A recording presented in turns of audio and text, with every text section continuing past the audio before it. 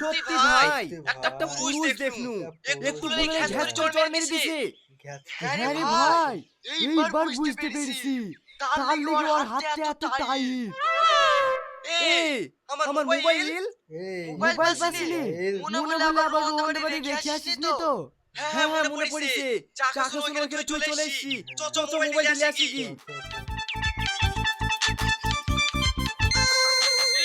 এবার কিন্তু তুমি আমাকে ক্ষমা করে দাও, আমি বুঝতে পারিনি বন্ধুদের সামনে ভাবলে দেখি একটু বেশি হয়ে গেছে। সত্যি ভাই একটা পুরুষ দেখনু একটু বলে ঘ্যাচ করে চড় মেরে দিছে।